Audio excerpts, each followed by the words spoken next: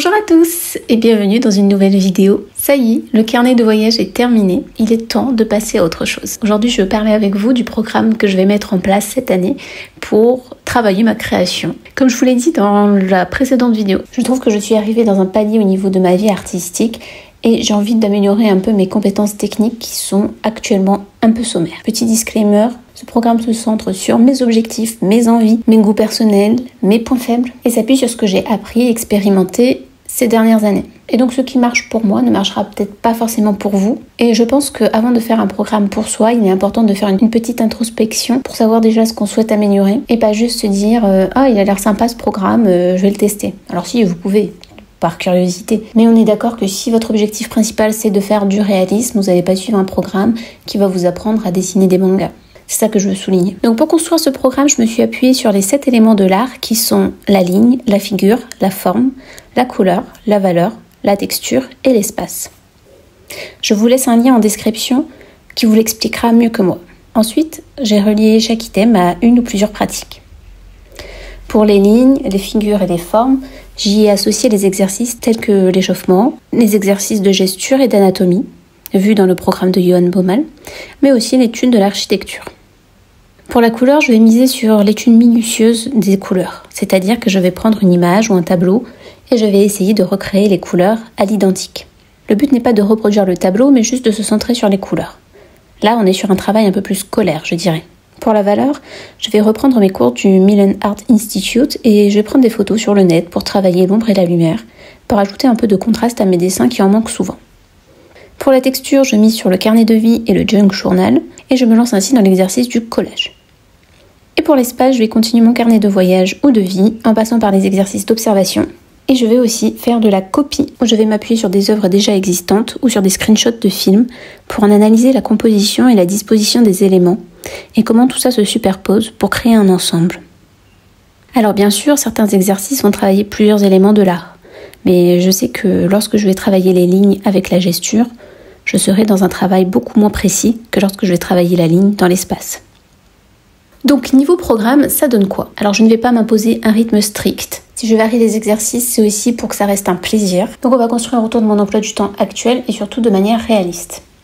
Là par exemple, si on regarde mon emploi du temps, on voit que j'ai pas mal de trous le vendredi et que je pourrais très bien me mettre une session dessin ici. Mais non, ça ne se fera pas. Car Bibi le vendredi, elle est HS. Donc on oublie. J'envisage donc de m'y consacrer entre 4 et 8 heures par semaine. À mon avis, ça penchera plutôt vers 4 heures, mais on ne sait jamais, hein.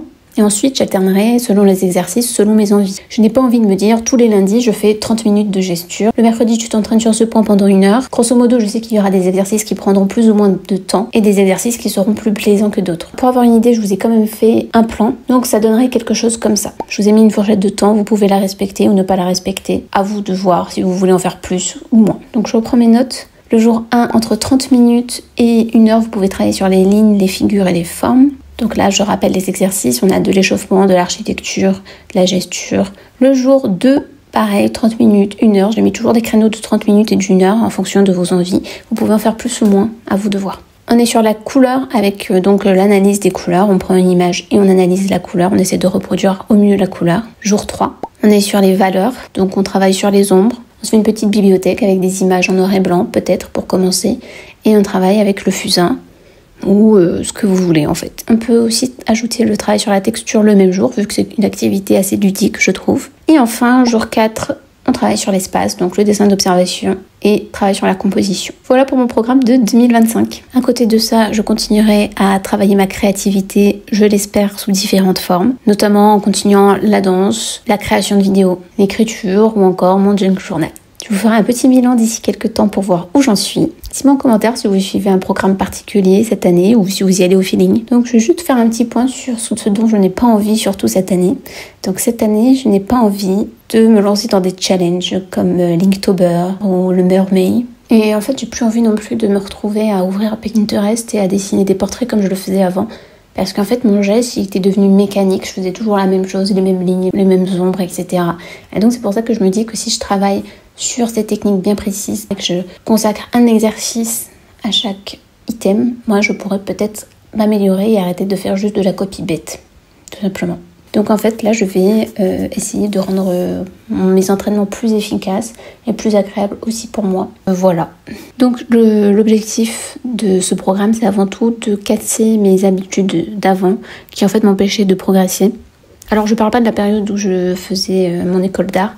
Là justement je variais les exercices. Je pense que c'est pour ça que je me suis améliorée. Mais c'est vrai qu'après j'avais toujours ce réflexe d'aller sur Pinterest ou de me lancer dans des challenges. Au début j'étais emballée et après je me forçais à le faire parce qu'il fallait le faire et je prenais vraiment plus plaisir à créer. Donc là j'ai envie de revoir ma copie et de faire des choses qui me plaisent et qui me seront utiles également. Voilà, donc de toute façon je vous ferai un petit bilan de ce programme d'ici quelques temps pour voir où j'en suis. Et voilà. En tout cas j'espère que cette courte vidéo vous aura plu. Je vous dis à bientôt pour une nouvelle vidéo. Bye!